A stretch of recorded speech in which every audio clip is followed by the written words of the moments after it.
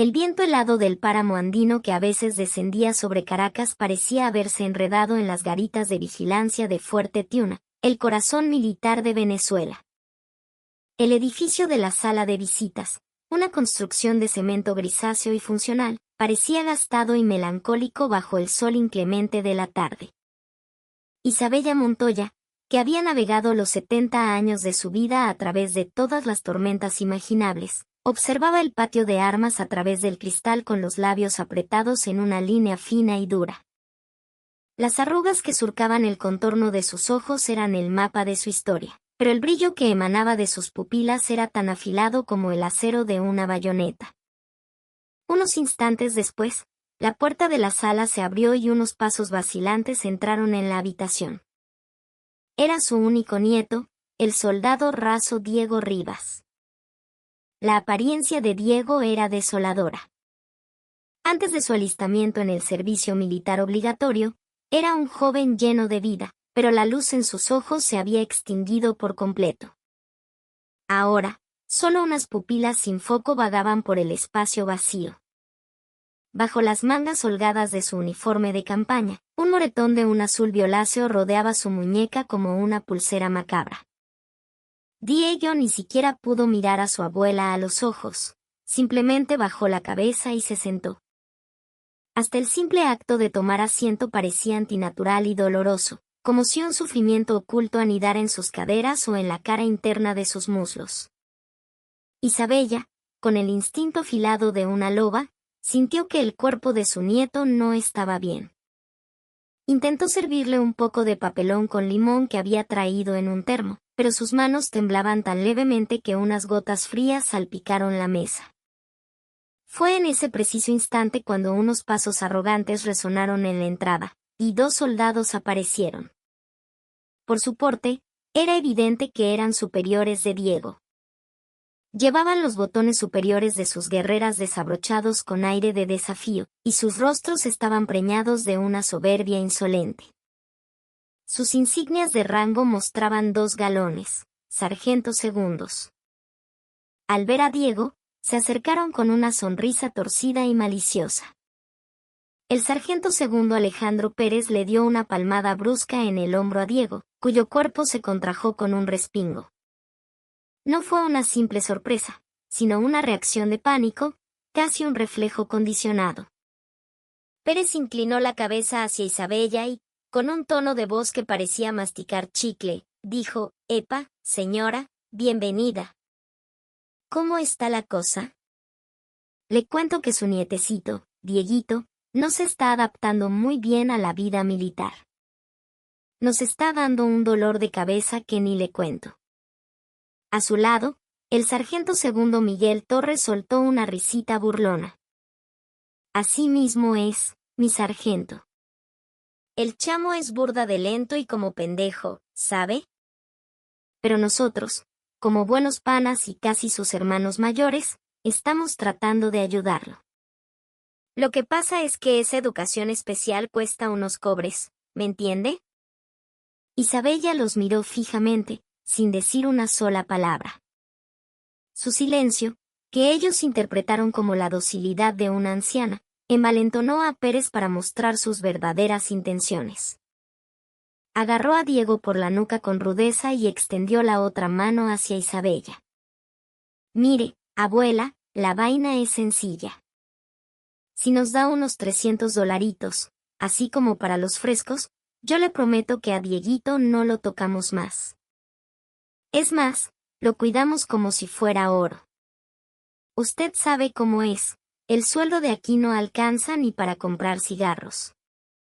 Si quiere ver a su nieto salir de aquí enterito, es mejor que afloje la cartera». Diego no podía levantar la cabeza.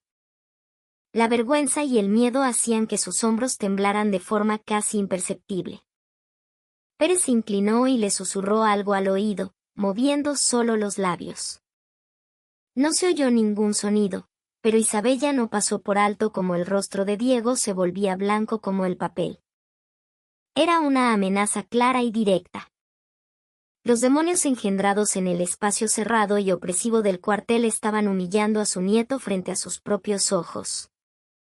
Lentamente, Isabella sacó de su cartera un viejo teléfono celular, uno de esos modelos antiguos con tapa. El movimiento con el que abrió el teléfono fue pausado pero lleno de una autoridad implacable. Los sargentos Pérez y Torres se rieron entre dientes, burlándose de la acción de la anciana. «Uy, cuidado. ¿Va a llamar a la policía?» «Dale, pues. Llame. Antes de que llegue la Guardia Nacional, nosotros ya nos hemos puesto de acuerdo y aquí no ha pasado nada». Isabella presionó el número 1 de la marcación rápida. El teléfono apenas sonó 2 veces antes de que alguien contestara. En el silencio tenso de la sala de visitas, la voz de Isabella, baja y seca, resonó con una claridad cortante.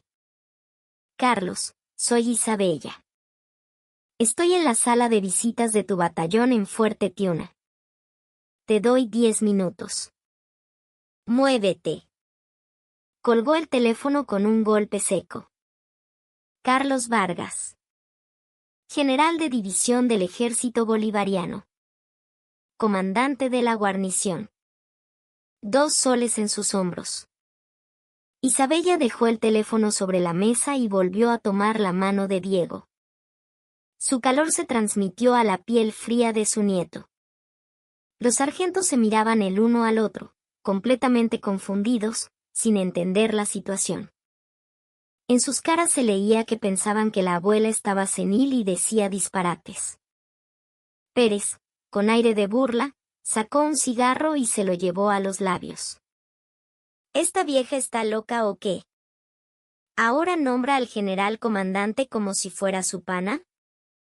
Oye, Rivas, ¿tu abuela sufre de demencia?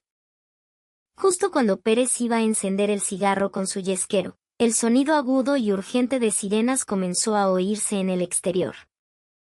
El ruido, que al principio parecía lejano, se acercó a una velocidad vertiginosa. Segundos después, 3 camionetas Toyota Fortune negras y 2 patrullas de la policía militar entraron al patio de armas levantando una nube de polvo, frenando en seco. Las puertas se abrieron de golpe y el sonido de botas militares golpeando el asfalto retumbó en el aire. La puerta de la sala de visitas se abrió con tal fuerza que pareció que iba a romperse. El primero en entrar fue un hombre de mediana edad con uniforme de campaña. En sus hombros brillaban 2 soles dorados. Era el general de división Carlos Vargas. Detrás de él, el jefe del Estado Mayor, un coronel, y el comandante de la policía militar, un teniente coronel, entraron con rostros pálidos y desencajados. Al ver a Isabella, el general Vargas se quitó la gorra de campaña y se inclinó en un ángulo de 90 grados. El sudor frío le corría por las sienes. Mis respetos, mi general. Disculpe la demora. Soy Carlos Vargas, a su orden. Los sargentos Pérez y Torres se quedaron con la boca abierta. El cigarro de Pérez cayó al suelo. Sus expresiones eran un poema de incredulidad, incapaces de discernir si lo que veían era real o una pesadilla. La anciana a la que el general de división saludaba con tal sumisión era la misma de la que intentaban extorsionar dinero. La abuela de Diego. Isabella se levantó lentamente de su silla. Una sensación de poder y autoridad, increíble para una mujer de su edad, emanaba de todo su ser. Con un gesto de la barbilla, señaló a los 2 sargentos, que temblaban como hojas. Esos 2 estaban poniéndole precio a la seguridad de mi nieto. $300, creo que dijeron. Sus palabras fueron breves, pero su impacto fue el de una bomba atómica. El rostro del general Vargas se enrojeció de ira. Inmediatamente, hizo una seña con los ojos al comandante de la policía militar que estaba detrás de él. El comandante, con una expresión pétrea, sopló su silbato y llamó a sus hombres. 4 policías militares armados irrumpieron en la sala y sometieron a Pérez y Torres. Aquellos que hasta hace unos momentos se mostraban tan arrogantes, ahora estaban con la cara contra el suelo, sin poder siquiera gritar, mientras unas esposas de plástico mordían sus muñecas. Isabella se acercó al general Vargas. Le arregló el cuello de la guerrera mientras le decía en voz baja: la gestión de tu unidad es un desastre, Carlos. Me parece que ese tercer sol que tanto anhelas se te acaba de alejar bastante. El general Vargas apretó los labios y se mantuvo en posición de firmes, sin atreverse a responder. Isabella miró con frialdad a los sargentos tendidos en el suelo. Su mirada no era la de una abuela enfadada. Era la mirada de un comandante que había dirigido hombres en batalla, la mirada de un depredador que ha localizado a su presa. El comandante de la Policía Militar, teniente coronel Ernesto Mendoza, comenzó una investigación preliminar en el acto. Cuando sus hombres registraron los bolsillos de Pérez y Torres, encontraron fajos de billetes, tanto bolívares como dólares, que parecían haber sido extorsionados a otros soldados, además de un teléfono celular prepagado abierto en una página de apuestas deportivas ilegales. El teniente coronel Mendoza revisó las pruebas y se las reportó a Isabella y al general Vargas. Pero la revelación más impactante salió de la boca del propio sargento Pérez. Aterrorizado, suplicando por su vida, confesó algo que dejó a todos los presentes en estado de shock. No fuimos nosotros, se lo juro.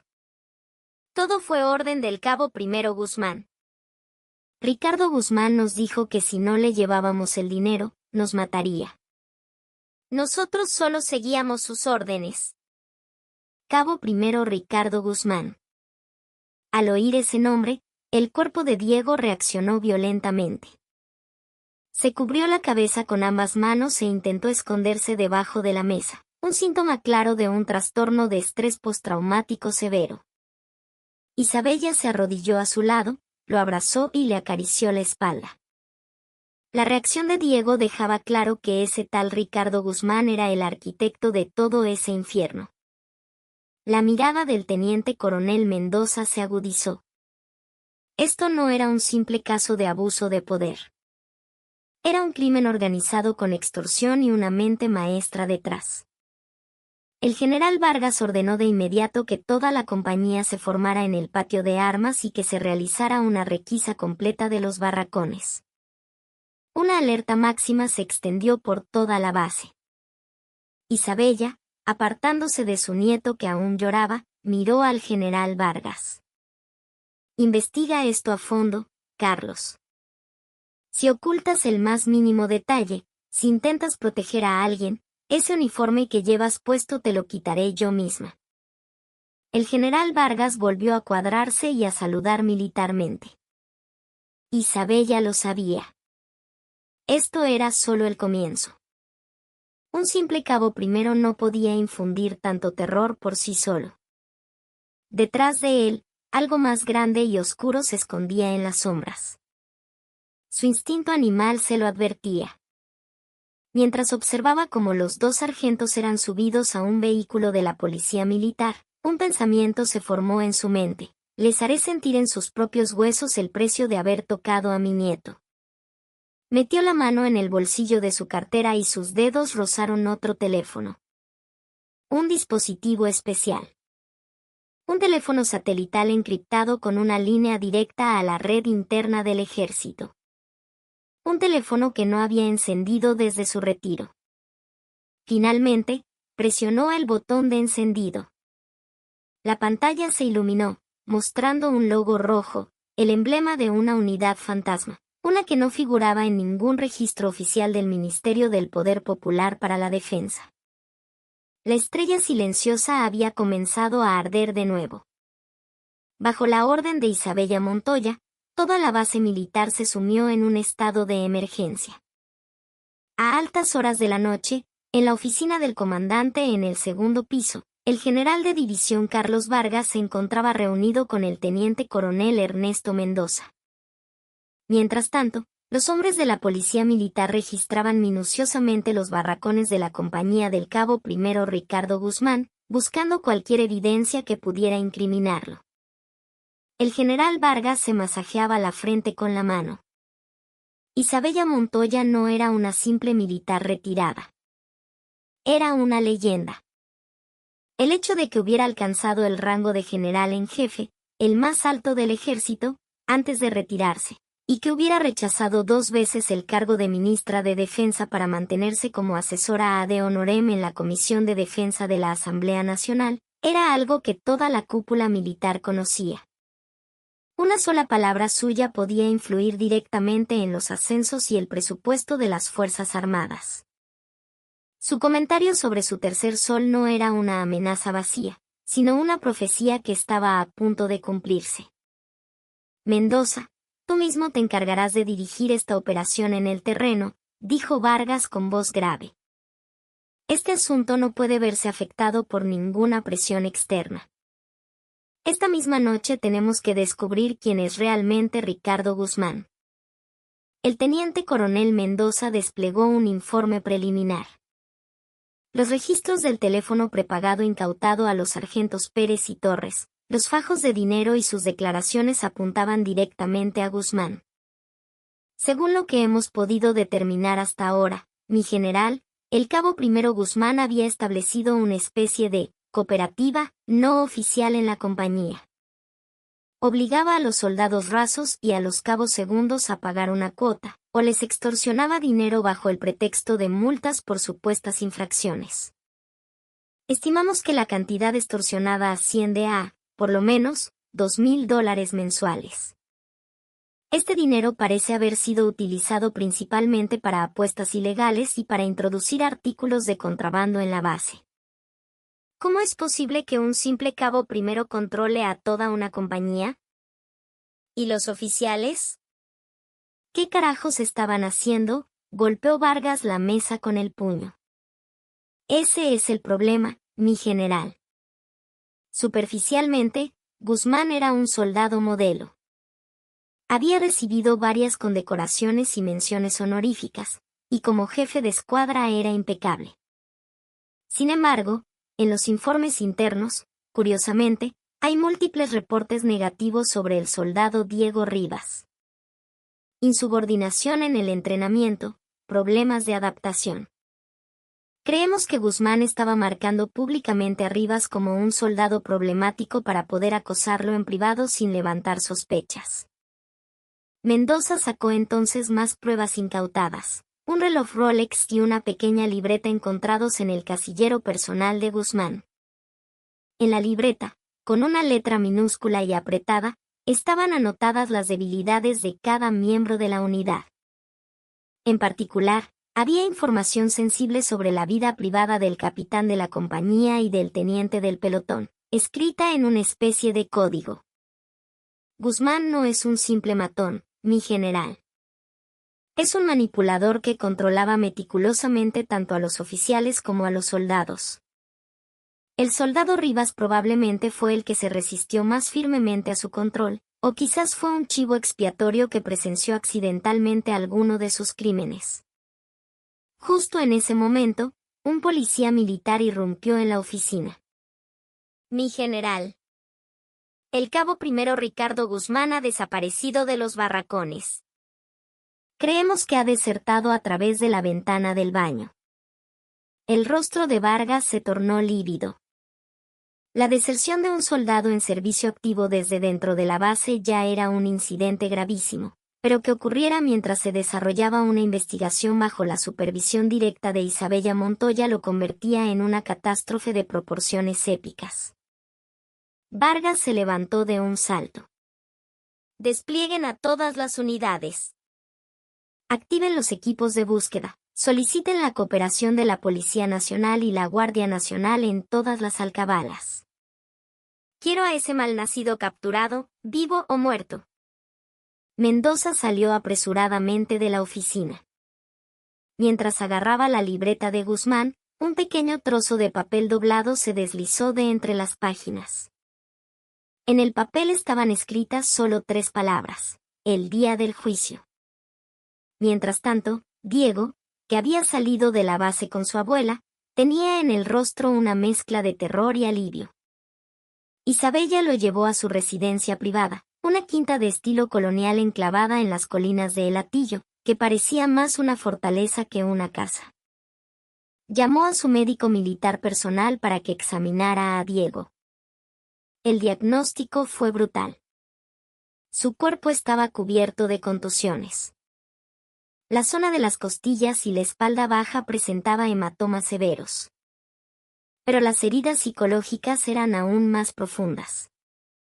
Diego se encogía ante el más mínimo ruido, no podía dormir y sufría la paranoia constante de que alguien lo vigilaba. La violencia y la extorsión diarias en el cuartel lo habían convertido en una sombra de lo que fue. Isabella acostó a Diego y salió silenciosamente de la habitación. Se dirigió al sótano de la casa, a su biblioteca personal. Detrás de una estantería, oculta a la vista, había una gruesa puerta de acero. Introdujo un código y la puerta se abrió, revelando una sala de control llena de equipos de comunicaciones y archivos. Isabella tomó el teléfono encriptado y se comunicó con alguien. Héctor. Este asunto ya no es algo que la policía militar pueda manejar. Lo que le hicieron a mi nieto no fue un simple abuso, fue un intento deliberado de destrucción. Carlos Vargas se está moviendo, pero sospecho que este cabo Guzmán tiene un respaldo muy poderoso. Es hora de que tu equipo entre en acción. Al otro lado de la línea, una voz grave respondió, a su orden, mi general. Estamos listos. Los ojos de Isabella brillaron con una luz peligrosa. El título de mi general que usaba esa persona era un código especial, reservado únicamente para los miembros de su antigua organización. Encuentren a Ricardo Guzmán. Y descubran todo lo que esconde. Arranquen de raíz a toda la red que lo protege. Harán que pague el precio por haber tocado a mi nieto. El nombre de esta operación será Tumbas de Soles. Con la orden de Isabella, una sombra gigantesca que había permanecido dormida bajo la superficie comenzó a moverse. Habían pasado 5 horas desde la deserción del cabo primero Ricardo Guzmán. El equipo de la policía militar, liderado por el teniente coronel Mendoza, había cerrado todos los puntos de control alrededor de Fuerte Tiuna y desplegado una búsqueda masiva, pero no había ni rastro de Guzmán. Era como si se lo hubiera tragado la tierra. Mendoza interrogó de nuevo a los sargentos Pérez y Torres. Ambos estaban en estado de pánico total al enterarse de la deserción de su jefe. Sus testimonios revelaron la astucia y crueldad de Guzmán. El cabo Guzmán no solo nos ordenaba extorsionar dinero, confesó Pérez entre sollozos. También nos obligaba a grabar en video cómo maltratábamos a los reclutas. Nosotros también estábamos atrapados. Nos amenazó con enviar los videos a nuestras familias si no obedecíamos. Esto iba más allá de la simple extorsión. Era un crimen digital, un método de control. Mendoza estaba ahora convencido de que Guzmán había creado un sistema de tiranía. Y en el centro de ese sistema estaba Diego Rivas.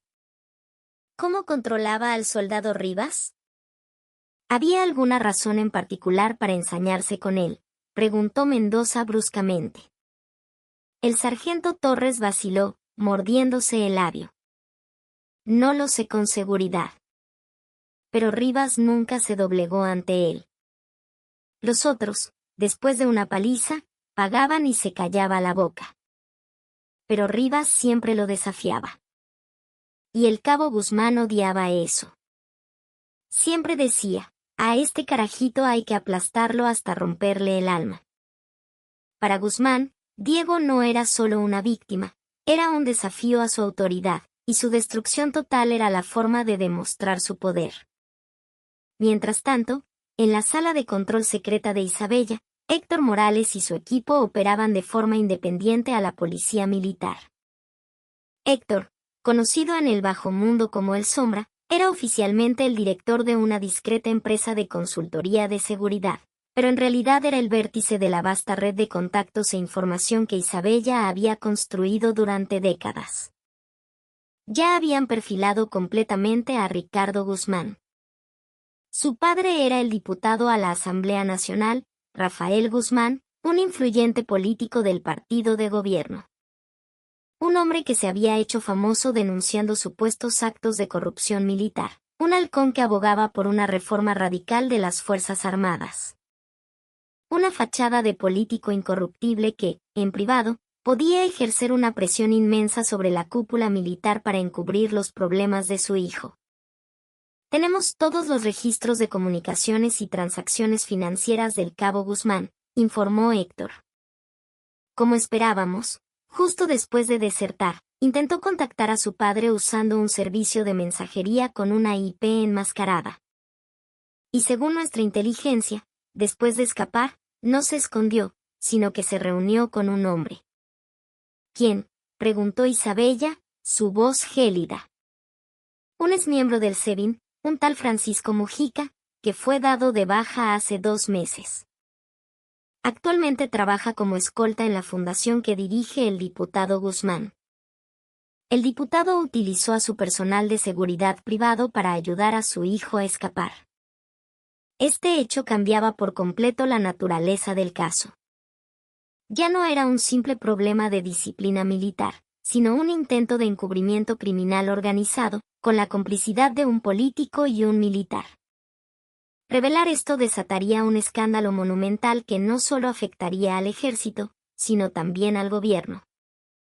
Isabella cerró los ojos, sumida en sus pensamientos. Ir tras el diputado Guzmán significaba pasar de una venganza personal a una guerra política. No dudó. No podemos tocar directamente a Rafael Guzmán. Haría demasiado ruido.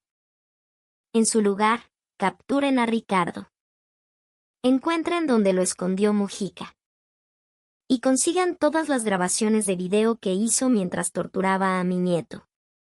Isabella fijó su mirada en un gran mapa de Venezuela que colgaba en la pared. Recordó las palabras en la libreta de Guzmán, el día del juicio. Así como ellos intentaron destruir a Diego, ella se preparaba para destruir todo su mundo. Lo capturaremos antes de que la policía militar se le acerque.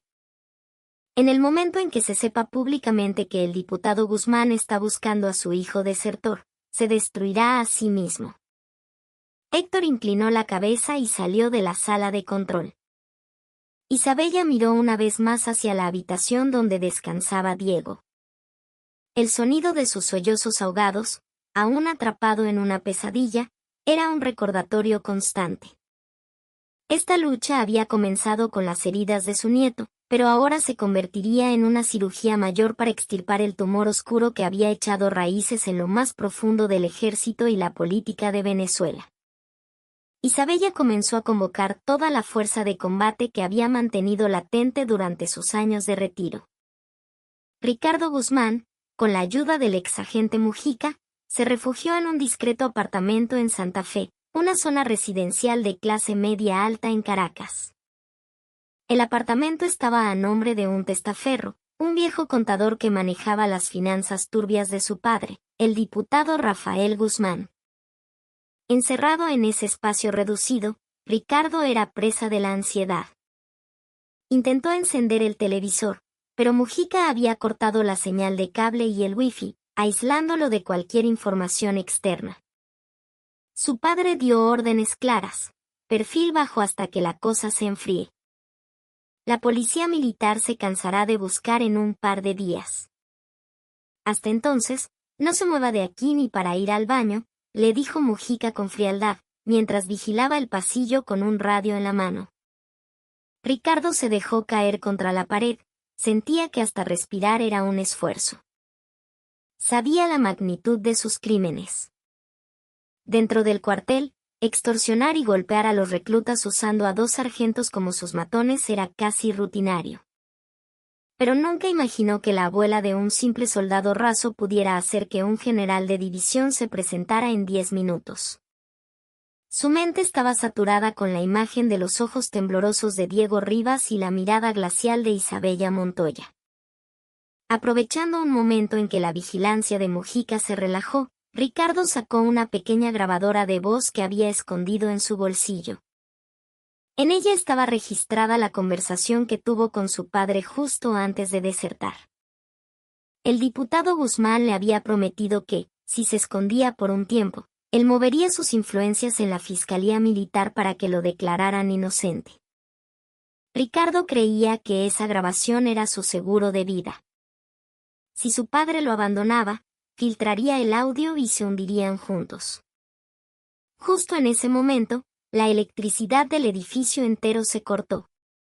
Mujica desenfundó su pistola al instante y se puso en alerta.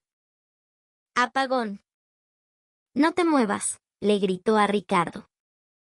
Afuera del edificio, Héctor el Sombra Morales y 2 de sus hombres se movían.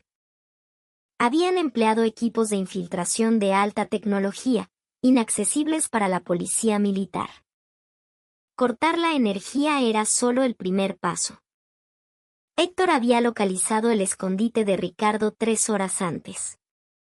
La red de búsqueda de la policía militar había sido burlada gracias a la desinformación filtrada por los contactos del diputado Guzmán, pero la red de inteligencia privada de Isabella había rastreado las conexiones financieras del diputado hasta dar con este refugio secreto.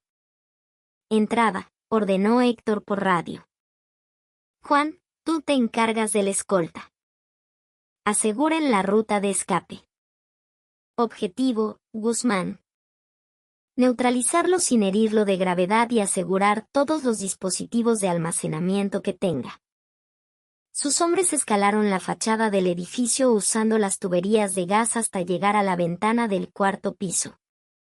Utilizando un dispositivo especial de succión, retiraron el panel de vidrio sin hacer ruido. Mujica, concentrado en el apagón y en la posible amenaza en el pasillo, no notó el movimiento en la ventana. Cuando los hombres de Héctor entraron en la habitación, encontraron a Ricardo acurrucado en el suelo. En el instante en que intentaron someterlo, él se aferró a la grabadora, resistiéndose con todas sus fuerzas. «No pueden quitármela. Es mi vida». Uno de los agentes le torció el brazo para inmovilizarlo, mientras el otro registraba sus bolsillos, confiscando rápidamente la grabadora, un teléfono prepagado y cualquier otro dispositivo electrónico. Sometido, Ricardo gemía de dolor y miedo. El terror se apoderó de él al darse cuenta de que no había sido capturado ni por la policía ni por los militares, sino por una organización privada y desconocida.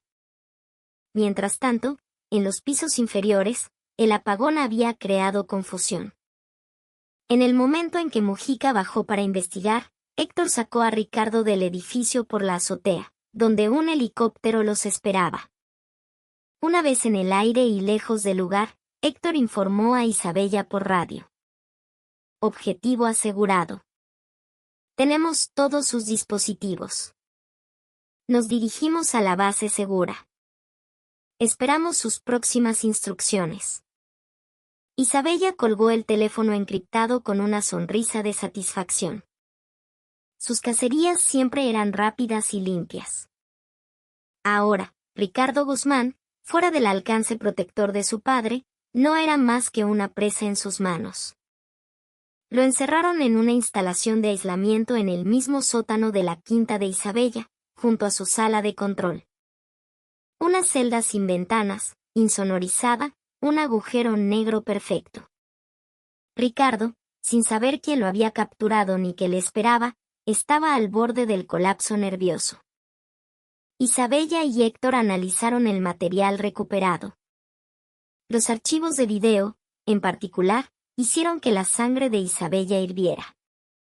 En las grabaciones, Diego era sometido a palizas salvajes. Los sargentos Pérez y Torres, siguiendo las instrucciones de Guzmán, le infligían torturas crueles. La voz de Guzmán se oía de fondo, grabando personalmente las escenas, disfrutando del sufrimiento de Diego, deleitándose con su poder. Isabella cerró los ojos. Había dedicado su vida al servicio y sacrificio por la nación. Pero el hecho de que su propio nieto, la sangre de su sangre, hubiera sido pisoteado de una manera tan vil mientras cumplía con su deber patriótico, hacía tambalear todas sus convicciones. Llamó al general Carlos Vargas. Carlos, he capturado a Ricardo Guzmán. No preguntes dónde. A partir de ahora, iniciarás la investigación de la Fiscalía Militar basándote en las pruebas que te voy a proporcionar. Hubo un silencio al otro lado de la línea. Vargas ya había recibido varias llamadas y amenazas del diputado Guzmán, quien alegaba que su hijo había sido secuestrado y culpaba a la incompetencia de la policía militar. Mi general, el diputado Guzmán está presionando a través de mí, ha llegado hasta el ministro de Defensa. Si hacemos públicas estas pruebas, se desatará una tormenta política. ¿Está preparada para afrontarla? La voz de Isabella fue como el hielo. Aquellos que no pudieron afrontarme a mí ya no visten uniforme. Este video contiene pruebas de tortura, de un intento deliberado de destruir psicológicamente al soldado Diego Rivas. No solo voy a llevar esto a un tribunal militar, sino que lo usaré para acabar con la carrera política de Rafael Guzmán. Prepara a tus fiscales militares. Ahora. Terminó la llamada y se dirigió a la celda donde estaba Ricardo. Lo encontró temblando en un rincón. Cuando Isabella abrió la puerta, él se arrodilló. ¿Quién es usted? Por favor, déjeme vivir. Cometí un error. Isabella se agachó hasta que sus ojos estuvieron al mismo nivel que los de él. Su rostro era una máscara de impasibilidad. Soy la vida del soldado raso que pisoteaste. Y soy el símbolo de la justicia y del tiempo que creíste poder controlar apoyándote en tu padre. Encendió la grabadora de voz de Ricardo, y el sonido de su propia voz, insultando y burlándose de Diego, llenó la pequeña habitación. Al escucharse, Ricardo se tapó los oídos y rompió a llorar. El dolor que le causaste a Diego, la humillación que sintió. Vas a pagar por todo ello. Tu padre seguramente piensa que esto se acabará cuando te entregue a la Fiscalía Militar. Pero yo voy a darte tu propio día del juicio. La desesperación se apoderó de los ojos de Ricardo.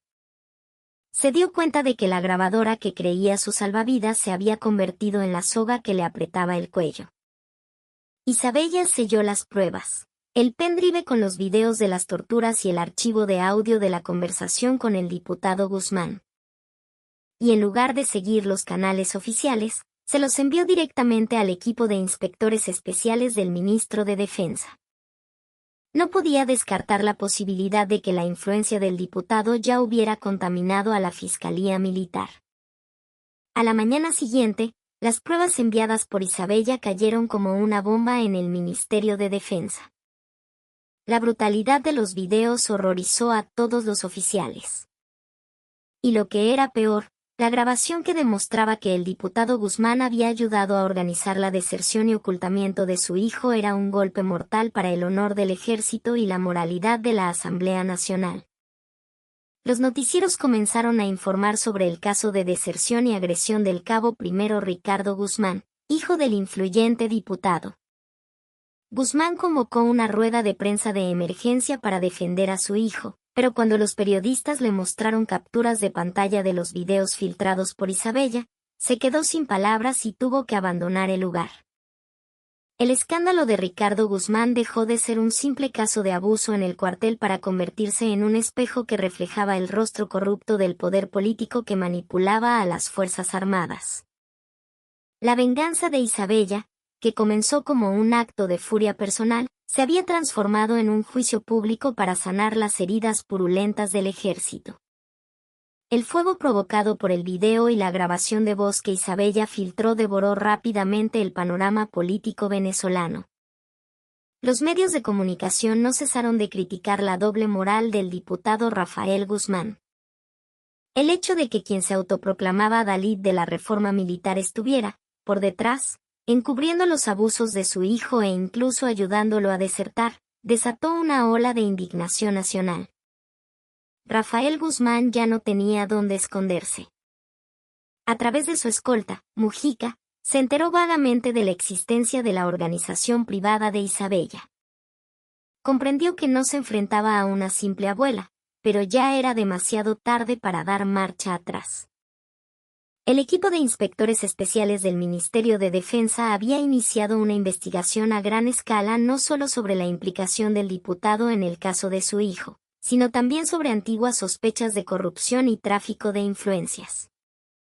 Guzmán intentó usar su poder político para presionar a la Fiscalía Militar. Llamó directamente al ministro de Defensa para exigir la destitución del general Carlos Vargas y del teniente coronel Ernesto Mendoza. Pero la respuesta del ministro fue tajante. Diputado, este caso ya ha trascendido los muros del cuartel. La general en jefe Isabella Montoya está supervisando personalmente este asunto. Además, las pruebas que nos ha proporcionado son irrefutables. Yo mismo ya no puedo permitirme consideraciones políticas en este tema. Cuando el diputado escuchó el nombre general en jefe Isabella Montoya, un escalofrío le recorrió la espalda. Isabella había sido una de sus adversarias políticas en el pasado, pero nunca imaginó que aún conservara tanto poder. Se dio cuenta de que todo esto no era una coincidencia, sino una venganza meticulosamente planeada por ella. Mientras en la Asamblea Nacional se discutía la convocatoria de una comisión de ética para investigar a Guzmán, Isabella preparaba su siguiente movimiento. Organizó una confrontación entre Ricardo Guzmán y un pequeño grupo de expertos de confianza, incluyendo al médico militar que trataba a Diego.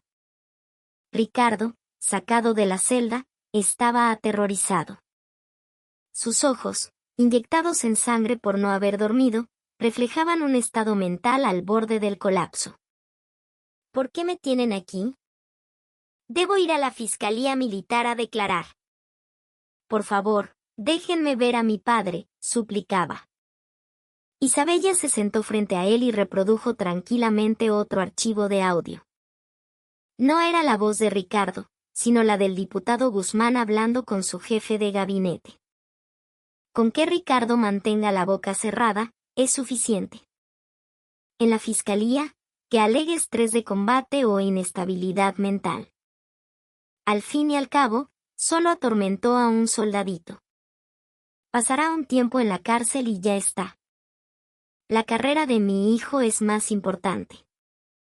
Ricardo quedó en shock. Había creído ciegamente que si aguantaba y confiaba en su padre, éste lo sacaría de apuros.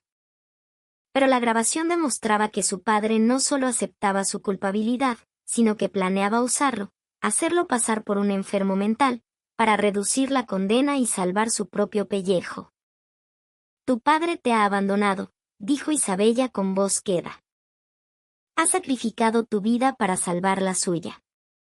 Ahora estás en la misma posición que el soldado raso que pisoteaste, Diego Rivas. Un peón sacrificado por alguien en quien confiabas. Las lágrimas brotaron de los ojos de Ricardo. El único pilar que lo sostenía acababa de derrumbarse. Una vez que Isabella confirmó que Ricardo estaba completamente quebrado, le presentó su segunda carta. Si me cuentas con sinceridad toda la verdad detrás del acoso a Diego Rivas y la red de extorsión, entregaré a la Fiscalía Militar la prueba definitiva que demuestra los crímenes de tu padre. Eso acabará con su carrera política para siempre. Es tu oportunidad de vengarte y, al mismo tiempo, la única forma de aliviar un poco la carga de tus propios pecados. El objetivo de Isabella no era simplemente castigar a Ricardo. Era usarlo como una herramienta para erradicar la corrupción arraigada en el ejército y la política. Ricardo era solo el primer prisionero de una guerra mucho mayor, una guerra que había nacido de las heridas de Diego. Tambaleándose, Ricardo se rindió.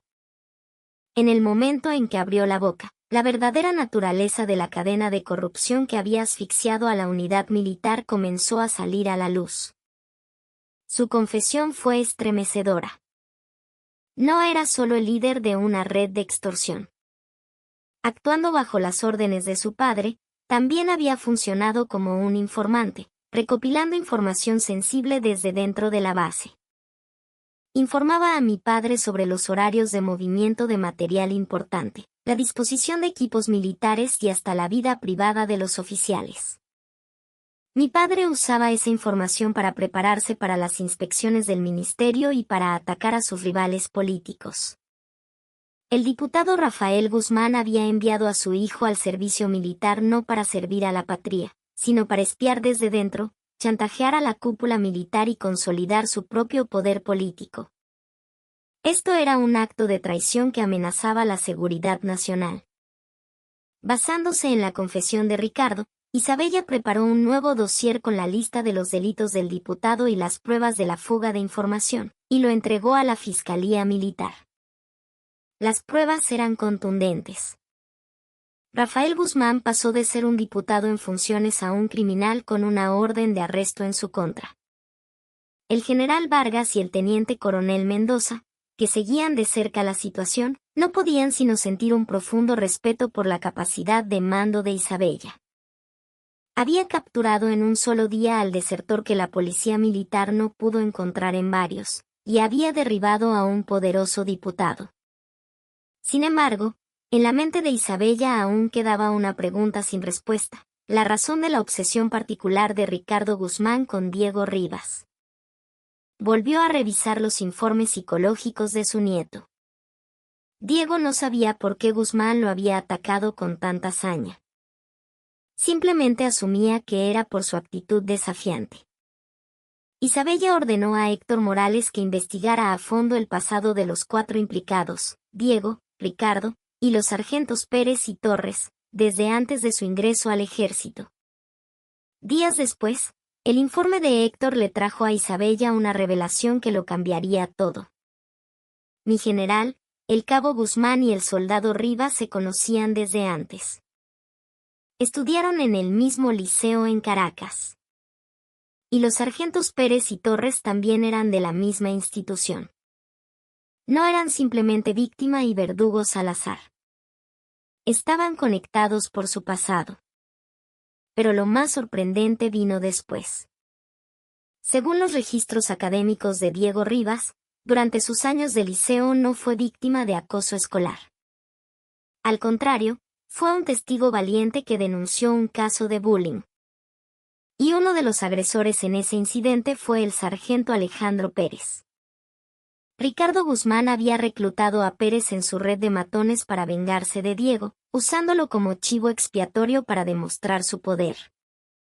El odio y la obsesión de Guzmán nacieron de un resentimiento profundo hacia Diego, quien había defendido a un amigo y denunciado a los agresores.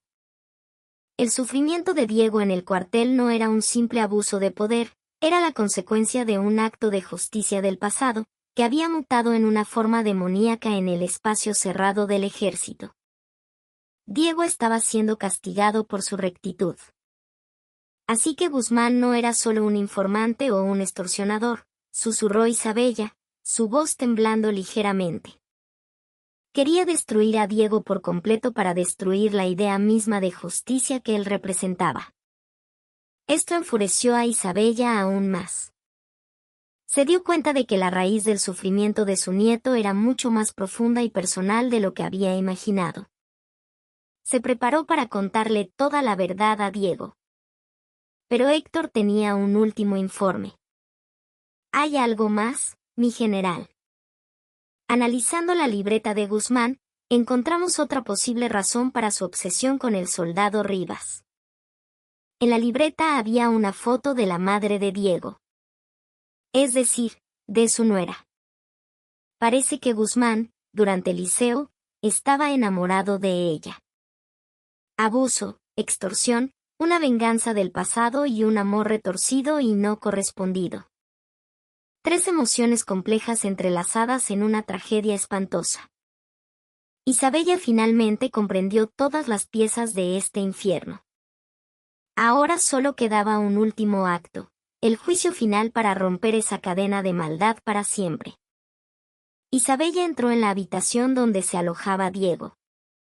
Aunque llevaba varios días bajo la protección de su abuela en la quinta, seguía atormentado por el miedo y la ansiedad.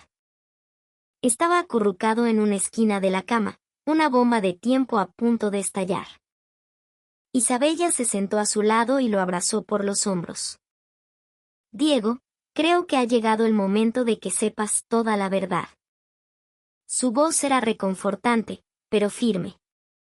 Primero le explicó que Ricardo Guzmán había sido capturado y que su padre, el diputado Guzmán, estaba a punto de enfrentarse a un juez.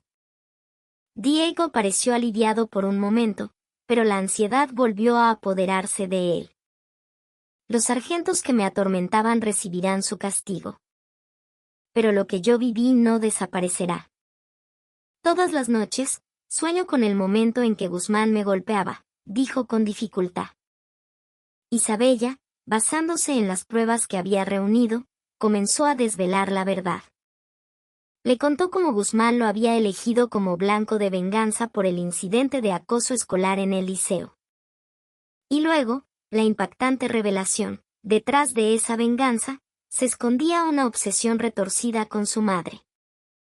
¿Recuerdas aquel incidente en el liceo, cuando defendiste a tu amigo y denunciaste a los acosadores? Uno de ellos era el sargento Pérez. Y quien movía los hilos detrás de todo era Ricardo Guzmán. Los ojos de Diego se llenaron de confusión. La razón de su sufrimiento en el ejército no era un simple capricho de un superior, sino el precio de haber hecho lo correcto años atrás. ¿Hice lo correcto y por eso me pasó esto? ¿Acaso estuvo mal lo que hice? Lo que hiciste fue correcto, y eso nunca cambiará, dijo Isabella con firmeza. Pero el mal, para evitar su propio juicio, siempre regresa disfrazado de venganza. Guzmán te atacó porque te consideraba más fuerte que él, y por eso quiso destruirte por completo en el único lugar donde él tenía el poder, el cuartel. Quería destruir tu sentido de la justicia, tu coraje. Y, por desgracia, también su retorcida obsesión por tu madre se convirtió en otra razón para pisotearte. Le confesó que Guzmán guardaba una foto de su madre. Diego se cubrió el rostro con las manos, sus hombros sacudidos por sollozos violentos. El horror, la rabia y la humillación se mezclaron dentro de él. Se dio cuenta de que su calvario no había sido un abuso aleatorio, sino un plan malévolo diseñado para aniquilar todo su ser. Isabella le tomó la mano. No eres un perdedor. Eres un testigo valiente que ha roto una cadena de maldad. Ahora debes enfrentar esta verdad y encontrar la fuerza para ser tú quien juzgue a esos demonios. Tu sufrimiento no fue en vano. Diego lloró durante mucho tiempo. No era un llanto de desesperación, sino la explosión de emociones reprimidas durante meses. Isabella esperó pacientemente a que él aceptara su propio dolor y estuviera listo para ocupar su lugar en el centro de este drama. Ya no era una simple víctima. Ahora debía convertirse en el testigo clave en el juicio que sentenciaría a un mal mucho mayor. Una vez que Diego se estabilizó, Isabella presentó un informe final al equipo de inspectores especiales del ministerio, que incluía todas las pruebas y la confesión de Guzmán. El informe no solo detallaba la fuga de información y la red de violencia, sino que también implicaba a algunos oficiales de la base que habían sido cómplices por omisión o corrupción. El informe no culpaba directamente al general Vargas, pero dejaba claro que era inaceptable que un crimen tan organizado hubiera persistido bajo su mando. El informe desató una purga masiva en la cúpula militar.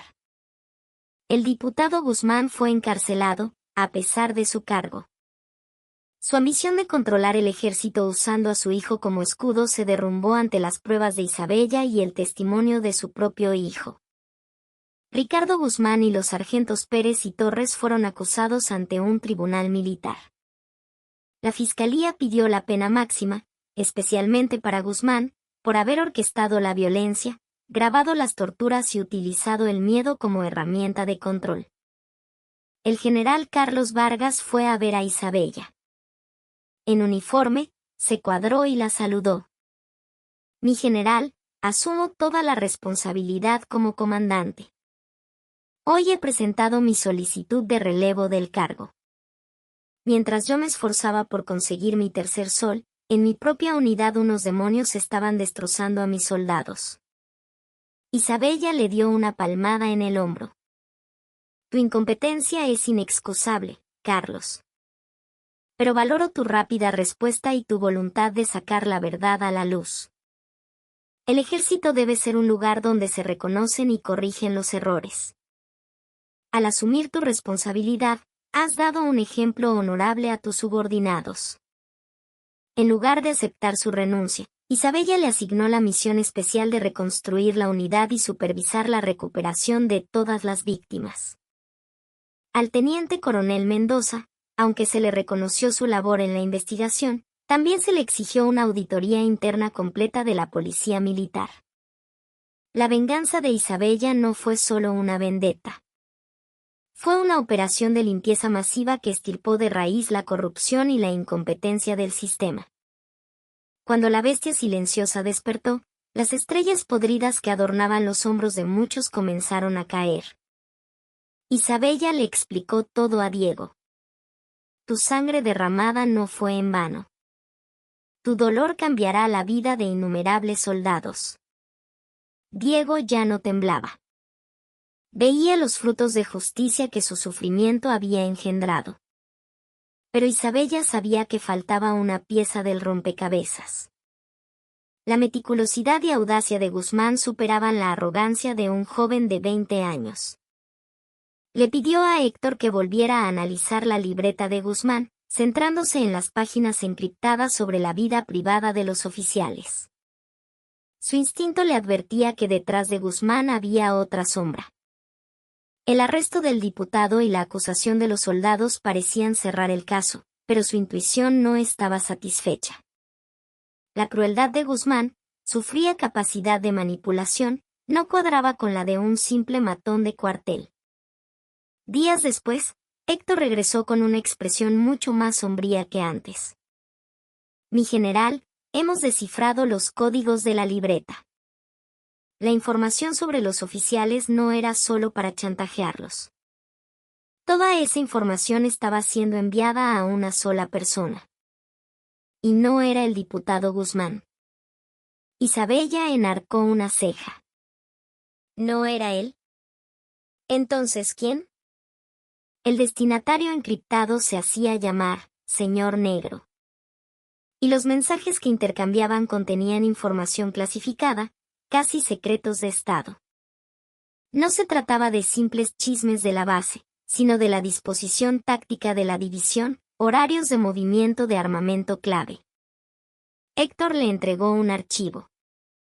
El diputado Guzmán le ordenó a su hijo que recopilara información. Pero la información que Ricardo obtenía se enviaba por duplicado a este, Señor Negro. Y según hemos podido determinar, la verdadera identidad del Señor Negro es el coronel Andrés Castillo, de la Dirección General de Contrainteligencia Militar, DGCIM. Actualmente está asignado como inspector en nuestra propia división. El corazón de Isabella se heló. La DGCIM era la unidad de élite encargada de mantener la disciplina y detectar traiciones dentro del ejército. Y uno de sus coroneles estaba usando a un cabo para filtrar secretos militares. Era una doble traición inimaginable. Su objetivo no era el beneficio político del diputado, sino algo mucho más grande. ¿Hay pruebas de que Castillo le ordenara a Guzmán que atormentara a Diego?, preguntó Isabella. No hay una orden directa. Pero Guzmán le envió a Castillo los videos de las torturas. Y la respuesta de Castillo, en un mensaje encriptado, fue excelente. Se ha confirmado la destrucción total del objetivo. Prepárate para la siguiente misión. Las acciones de Guzmán no eran solo por venganza, eran un medio para lograr un objetivo orquestado por el coronel Castillo. Diego no solo había sido el blanco de un resentimiento pasado, sino también un conejillo de Indias en una conspiración mayor. Isabella se puso de pie. El coronel Castillo era un doble agente, un traidor que filtraba secretos militares y utilizaba la violencia dentro del cuartel para sus propios fines. Sus actos eran una traición a la patria. Héctor, No podemos dejar escapar a Andrés Castillo. Vigilen todos sus movimientos y comunicaciones a partir de ahora. Tenemos que averiguar qué pretendía al usar a Diego como objetivo y quién es su verdadero jefe. Isabella tomó de nuevo el teléfono encriptado. Se preparó para informar directamente al comandante general del ejército. Este asunto ya había superado el nivel de la división. Se preparaba para su última batalla. El camino que había comenzado como una venganza personal por su nieto se había convertido en una misión nacional para purgar la sombra que se había infiltrado en el corazón de las Fuerzas Armadas. La orden de Isabella activó una operación de vigilancia total sobre el coronel Andrés Castillo. A simple vista, era el oficial perfecto, íntegro, meticuloso, y había manejado el caso del diputado Guzmán con una frialdad profesional. Nadie podía imaginar que detrás de esa máscara se escondía el señor negro. El equipo de Héctor rastreó las comunicaciones de Castillo y descubrió que contactaba periódicamente a un intermediario internacional vinculado a agencias de inteligencia extranjeras, rivales de Venezuela. Los secretos militares que filtraba no eran para obtener dinero, sino para beneficiar a potencias enemigas. Para entender por qué Diego había sido el objetivo, Isabella obtuvo una nueva confesión de Ricardo Guzmán. Le mostró los registros de sus comunicaciones con Castillo. Cuando le enviaste el video de Diego, Castillo te respondió que el objetivo había sido destruido. ¿Por qué Diego era su objetivo? Ricardo, llorando, lo confesó todo. No era solo un chivo expiatorio. El coronel Castillo me ordenó que lo atormentara y le informara detalladamente sobre su proceso de quiebre psicológico. Quería que grabara el momento en que Diego se rindiera por completo y que le enviara ese video a mi padre. ¿Por qué a tu padre?, preguntó Isabella, conteniendo la respiración. La madre de Diego. Su nuera. Era fiscal militar. Hace años, ella intentó investigar al coronel Castillo por una fuga de información. Por su culpa, el ascenso de Castillo se retrasó y su carrera se vio perjudicada. Diego se parece mucho a ella. El coronel quería destruir a Diego para vengarse indirectamente de usted y de su nuera. Y planeaba usar esa situación para chantajear a mi padre y forzarlo a conseguirle la información de ascensos que necesitaba. Esa era la pieza final. El coronel Castillo, movido por el rencor del pasado y el miedo a que se descubriera su traición, había decidido destruir de la forma más cruel al nieto de su enemiga, en el lugar que se suponía más seguro, el ejército. La sed de venganza de Ricardo Guzmán había sido solo una herramienta en el plan de Castillo. Isabella apretó los dientes, conteniendo una furia helada. Su nuera había sido una abogada justa que luchó contra la corrupción. Y su nieto, la semilla de su sacrificio, había caído en la misma red de maldad. Solicitó una videoconferencia segura con el comandante general del ejército y le expuso toda la trama, la traición de Castillo, la fuga de secretos y la cruel venganza. El comandante general quedó horrorizado. La traición de un coronel de la DSIM era una de las mayores amenazas a la seguridad nacional en la historia del país. Mi general Montoya, desplegaré a las fuerzas especiales de inmediato. Castillo podría estar armado. Use el mismo nombre en clave, tumbas de soles. No escatimaremos recursos en su captura, dijo con determinación. Isabella asintió. Le dio a Héctor la orden final. Castillo se reunirá esta noche con el intermediario extranjero para otra entrega. Asalten el lugar de encuentro. Aseguren todas las pruebas y capturen a Castillo vivo. Esta operación no puede fallar. Volvió a la habitación de Diego. Ahora él sabía toda la verdad. Le tomó la mano. Tu sufrimiento se convertirá en el antídoto que extraerá el veneno clavado en el corazón de nuestras Fuerzas Armadas.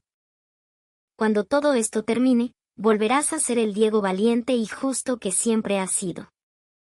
La noche cayó. Agentes de la organización de Isabella y de las fuerzas especiales del ejército se dirigieron a un galpón abandonado en La Yaguara, en las afueras de Caracas. En el silencio más absoluto, lejos de los ojos de generales y comandantes, comenzaba la purga final. La operación se llevó a cabo en la penumbra de un antiguo complejo industrial. Este era el lugar elegido por el coronel Castillo para entregar un nuevo paquete de secretos militares a El Anciano, su contacto internacional. Bajo el mando de Isabella desde su sala de control, el equipo de Héctor y los agentes de fuerzas especiales rodearon el galpón. La furia de Isabella era un fuego frío. El hecho de que Castillo hubiera utilizado el sufrimiento de su nieto como un arma en su venganza personal era imperdonable. Castillo no puede escapar. Aseguren todos los dispositivos de almacenamiento y capturen también al intermediario. Cueste lo que cueste. A medianoche, un sedán gris entró en el galpón. Era Castillo. Vestía de civil, pero llevaba una pistola oculta. Poco después, el anciano, acompañado de dos hombres de aspecto extranjero, se le acercó. Castillo le entregó un pendrive encriptado. Este es el último paquete. El pago debe estar en la cuenta suiza a la hora acordada. El anciano tomó el pendrive y sonrió con desdén. Coronel, ahora es usted indispensable para nosotros. Mis jefes quieren más. En ese instante, Héctor dio la orden. Ahora.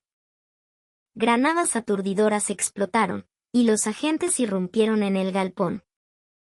El caos se desató. Castillo desenfundó su pistola, pero Héctor ya había anticipado su movimiento.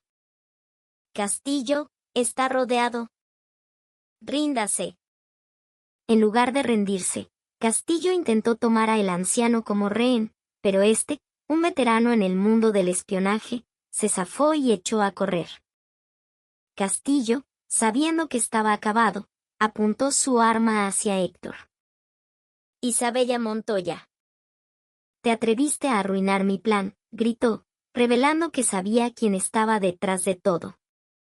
Justo cuando su dedo apretaba el gatillo, Héctor se lanzó a un lado y disparó un proyectil no letal que impactó con precisión en el brazo de Castillo. La pistola cayó al suelo. Con un gemido de dolor, Castillo se desplomó. Los agentes lo inmovilizaron rápidamente y capturaron al grupo de El Anciano. En la escena se incautó el pendrive con los secretos militares, el arma de Castillo y un computador portátil con pruebas de sus transacciones financieras ilícitas. Isabella recibió el informe de misión cumplida. Dejó escapar un largo suspiro contenido. Buen trabajo, Héctor.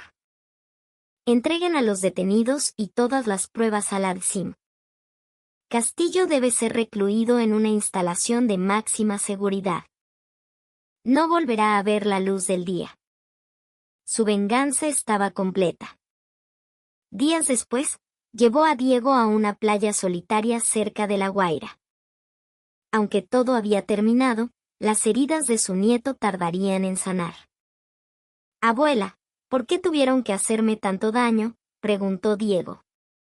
Tú no hiciste nada malo, Diego, respondió Isabella, mirando las olas. Tu sentido de la justicia siempre fue lo correcto. La maldad de ellos no fue tu culpa, sino un monstruo creado por su propia inferioridad y sus deseos retorcidos. Le explicó que el ejército le había concedido una baja honorable. Su sacrificio había sido clave para purgar la corrupción. Ya no sería un soldado, pero su valentía sentaría las bases para una nueva cultura militar. En el tribunal militar, el coronel Castillo fue condenado a la pena máxima por traición, espionaje y abuso de poder. El diputado Guzmán recibió una larga sentencia por corrupción y encubrimiento. Ricardo Guzmán, abandonado por su padre, también fue condenado a años de prisión. Isabella, mientras descansaba en la playa, le dio a Héctor su última orden. Mi trabajo aquí ha terminado. La operación, Tumbas de Soles, concluye ahora. Todos vuelven a sus vidas. Yo volveré a ser una abuela y cuidaré de mi nieto. Diego comenzó a construir un castillo de arena. Aún había oscuridad en su rostro, pero sus manos se movían con una determinación que antes no tenía. Estaba comenzando, por sí mismo, el camino hacia la sanación. Isabella lo observó y supo que su misión de protegerlo apenas comenzaba. Ya no era una estrella temible, sino una roca firme para su nieto. Un año después, el caso Rivas había provocado una reforma sin precedentes en las Fuerzas Armadas. El general Vargas, en lugar de ser relevado, lideró la reconstrucción de su división, que se convirtió en un modelo de respeto y comunicación. El teniente coronel Mendoza implementó un sistema de denuncias anónimas que empoderó a los soldados. Isabella había vuelto a su vida tranquila. Su sala de control subterránea permanecía en silencio. Diego, tras su baja, regresó a la universidad. Aún asistía a terapia, pero las sombras del pasado se habían atenuado. Inspirado por su experiencia, comenzó a interesarse por la justicia social, participando de forma anónima en campañas contra el acoso y por los derechos humanos en el ejército. 2 años después del incidente, Diego estaba a punto de graduarse. Ya no tenía pesadillas. Había decidido convertirse en abogado de derechos humanos. Quería asegurarse de que la justicia nunca más guardara silencio en los espacios cerrados del poder. Isabella asistió a su graduación, vestida con un liquiliqui de lino blanco. El general Vargas, ahora con 3 soles de general de cuerpo de ejército, también estaba allí. Mi general Montoya, dijo con genuino respeto, gracias a usted y al sacrificio de Diego, nuestro ejército ha renacido. Diego, con su toga y birrete, se acercó a su abuela. Abuela, gracias por protegerme. Gracias a ti, pude volver a vivir. Tú te protegiste a ti mismo, Diego. Tu justicia interior desenmascaró al mal. Yo solo ayudé un poco. Como regalo, le dio una pluma estilográfica. En ella estaba grabada una frase que su madre solía usar: el coraje de no callar. Diego sonrió, una sonrisa radiante que fue la verdadera victoria de Isabella. Esa noche, en su quinta, Isabella se detuvo frente a la puerta de acero de su sala de control. No la abrió. Simplemente acarició la pared. Sabía que el mal nunca desaparece del todo, pero ahora no necesitaba a la bestia silenciosa. Su nieto, alimentado por el fuego de su propio sufrimiento, sería el nuevo guardián de la justicia. Hizo un último saludo militar a la puerta, una despedida a su pasado. El pesado acero permaneció cerrado, pero el mundo no sabía que el grito de un soldado en la oscuridad y la furia de su abuela habían cambiado para siempre las profundidades del ejército venezolano. Al día siguiente, Diego se sentó en su escritorio para estudiar para su examen de abogacía. La luz del sol entraba a raudales por la ventana. Tomó la pluma que su abuela le regaló y, en la primera